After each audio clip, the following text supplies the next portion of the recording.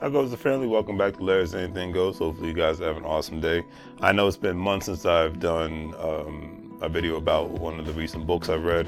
If you're like me, I'm an avid reader of many books on a regular occasions, and I'll pick a book out of a lot that I decide to make a video about. And today's video is going to be about Elon Musk. And it's obviously just a living proof that, hey, I do have the book and I did read it, not just talking. Tesla, SpaceX, and the quest for the fantastic future. Awesome book. Definitely recommend you reading it. I'm just going to talk about a little bit about Elon Musk's background and obviously about the book in itself. And if you're interested, you should definitely go on Amazon and pick it up or listen to the audio version or whichever have you. All right. Now, getting into the video. Who is Elon Reeve Musk? That's his full name.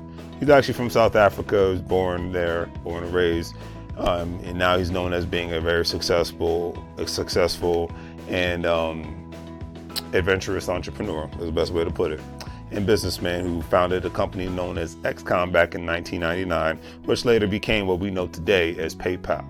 SpaceX in 2002, Tesla Motors in 2003. Musk became a multimillionaire in his late 20s when he sold his startup company Zip2 to a division of Compaq computers. Now, Musk was born on June 28, 1971 in Pretoria, South Africa as a child. Obviously during their part-time regime, and that's one of the reasons why he wanted to vacate, and obviously he had more ambitions. His family ended up vacating there as well, and they had family in Canada, and they were able to become Canadian citizens and get over there. The book talks about one thing is that Elon Musk always knew as a child that he wanted to go to the United States because his ambition and drive.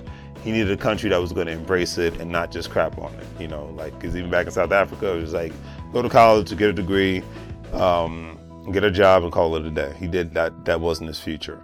So that is that. Obviously, most people that know who Elon Musk is, they know the rest is history in a sense. So, but as the book goes into Mr. Musk's childhood, he was always lost in his daydreams about inventions, and his parents even ordered doctors to take tests on him and all that good stuff to check his hearing, because he was always in the cloud, in a maze with his mind and his thoughts. And I can understand that, because as a child, I'm not saying I'm up there intelligently with Elon Musk, but I will say as a child I was always daydreaming in another alternate universe, to try to think about different ideas of how I could have fun, or even how I could even try to make some money. Ambition, my entrepreneurial ambition was very big then, like it is now. And at the same time, at the time of his parents' divorce, he was about 10 years old and Musk developed an interest in computers. He taught himself, and this is the crazy thing, he taught himself how to program. And when he was about 12 years old, he actually sold his first software. And it was actually a game that he created called Blast Star. And in grade school, Musk was short, introverted, and bookish.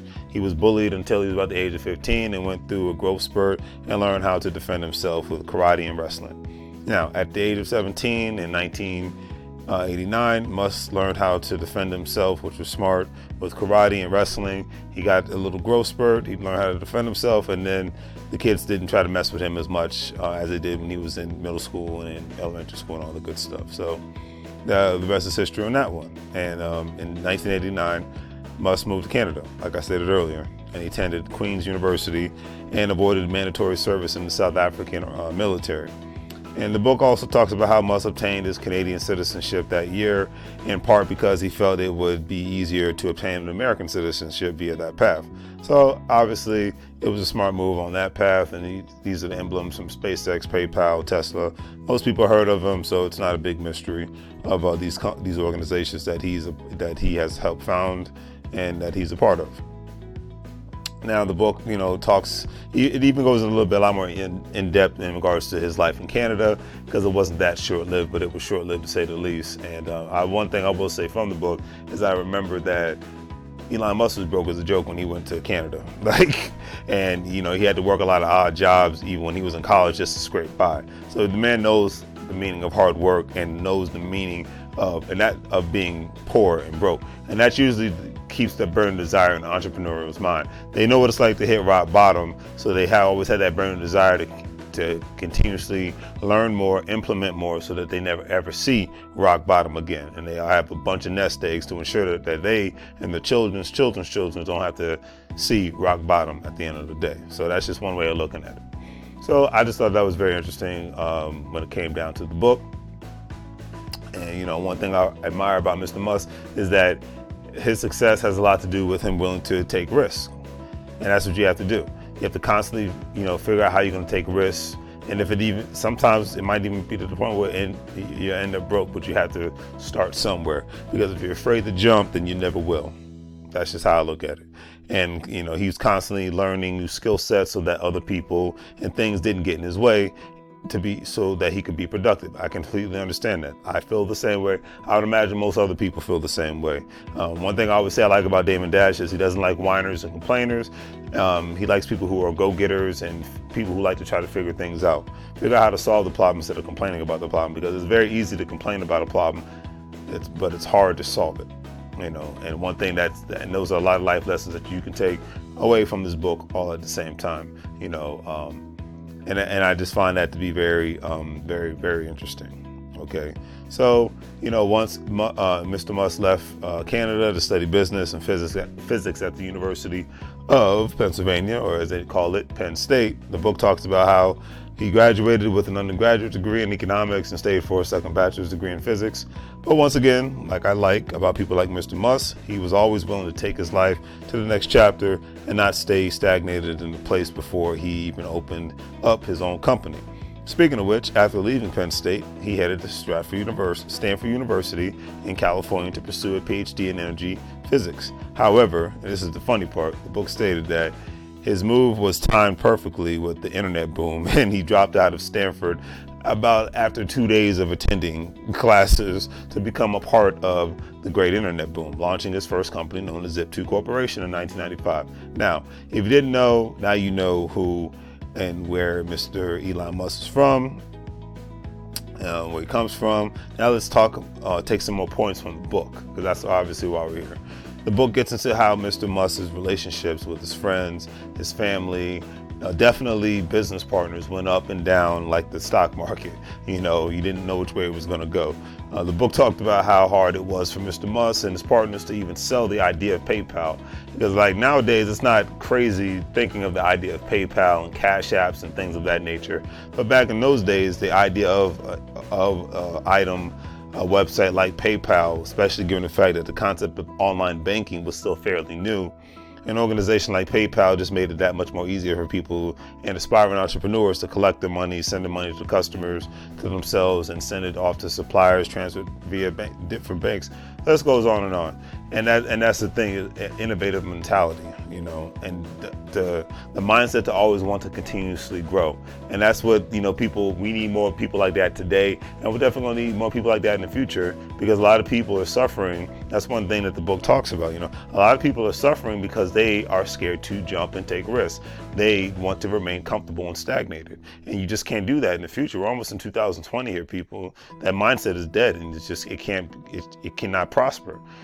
So another thing the book also mentions how hard it was for SpaceX organization to even obtain materials for them to build rockets, for them to even get into space. And I didn't even realize this, because I'm not an aerospace guy. That the SpaceX had to go to Russia. That's what tripped me out.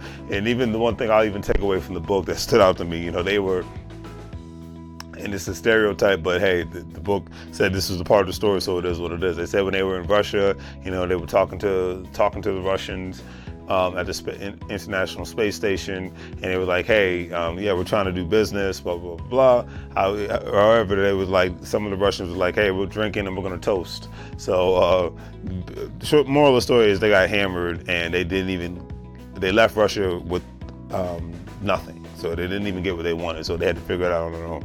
But that's another thing that I love about the book. It talks about, hey, going out there, taking a risk. Obviously, it felt like it was a waste of money, but you learned a life lesson, and that's what people are scared. A lot of times, because you stay in your comfort zone, you're scared to learn a valuable life lesson. You're scared to take a risk.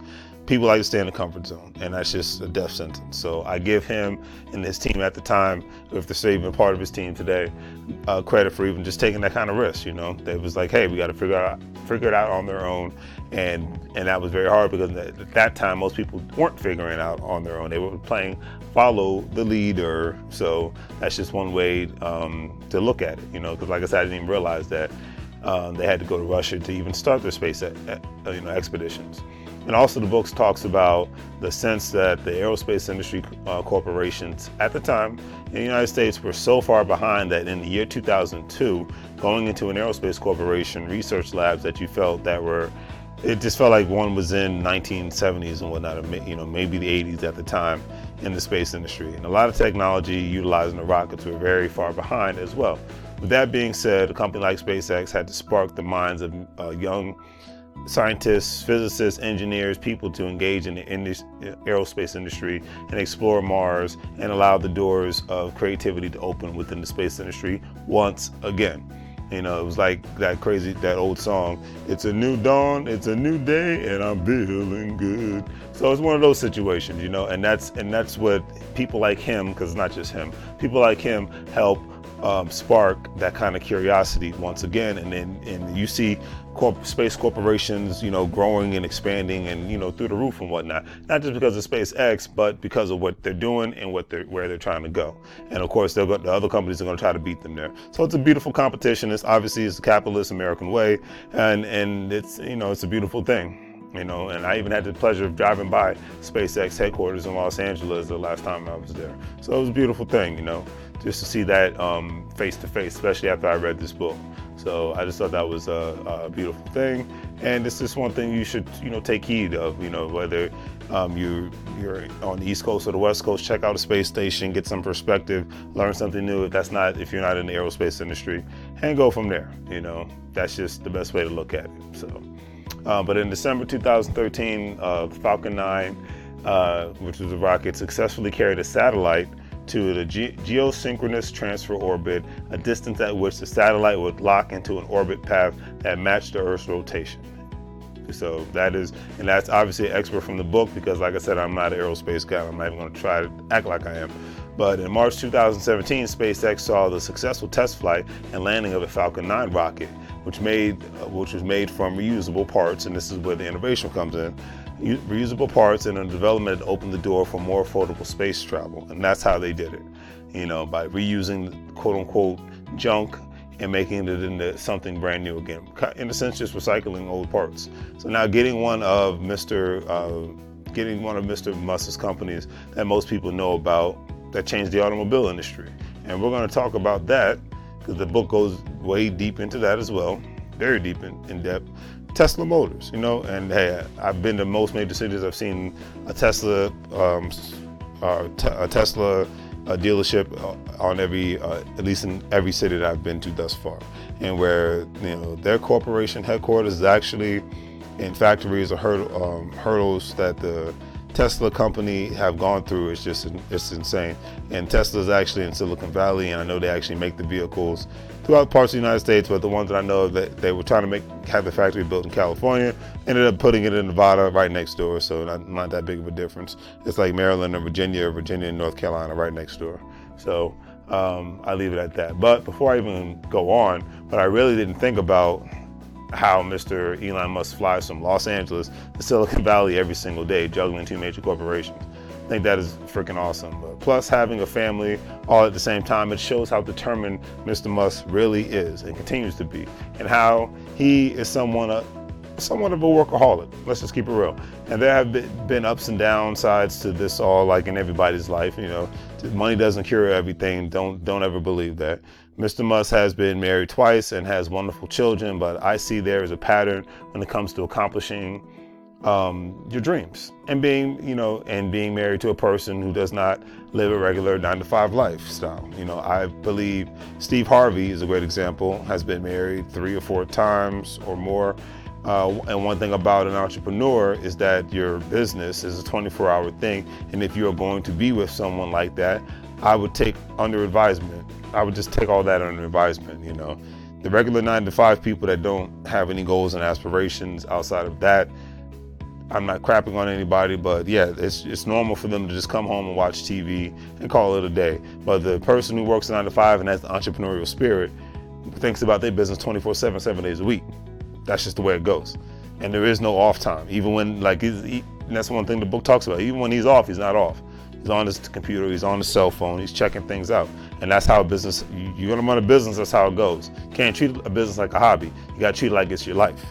That's just what it is. So, and that's one thing I take away from this book, and I really respect that in a big, big way. So, sorry for my little tangent, but hey, I'm just passionate about the reality of what it is to be with somebody who is an entrepreneur. So, you don't like it, just get a regular 9 to 5 Joe. There's nothing wrong with that, you know. Nothing wrong with that at all, but it's just two different people, two different lifestyles. So Tesla Motors is a company formed in 2003 and is basically dedicated to producing affordable mass market electric cars as well as battery products and solar roofs. Very great, energetic, energy efficient company.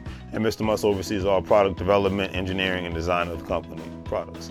5 years after its formation in March 2008, Tesla unveiled the Roadster, a sports car capable of accelerating from 0 to 60 miles per hour in 3.7 seconds, as well as traveling nearly 250 miles between charges of its lithium-ion battery. With a stake in the company taken by the person named Delmer and a strategic partnership with Toyota, Tesla Motors launched its initial public offering in June 2010, raising $226 million. I'll say that again, raising $226 million. And in August 2008, Tesla announced plans for its Model S, the company's first electric sedan that was reportedly meant to take on BMW 5 Series. So, you know, a lot of innovation, a lot of hard work, and, you know, just having a real big go-getter mentality. And in 2002, the Model S finally entered production at a starting price of $58,000, capable of covering 265 miles between charges, and it was honored as the 2013 Car of the Year by Motor Trend magazine. So, you know, the moral of the story is, when it comes to this book, I gave the brief, you know, the synopsis of him as a person, but when it really comes down to this book, what I want you to take away from this book is, and why you should read it, is if you have a burning desire, like myself, to become something greater than what you are now, this book is definitely for you. If you've always been considered yourself an outsider of the outside of the box kind of person, I've always have, and game changer, I've always tried to be, then this book is for you. Not only does Elon Musk resemble a person who was all about changing the game in the banking, aerospace, and automotive industries, but his life proves that the best way to evolve into something outside of the norm, one must leave their borders, leave their comfort zones, and also always be willing to risk it all. And that is the thing. People are not willing to do that, but yet they will complain about a job that will not pay them well. Well, guess what, ladies and gentlemen?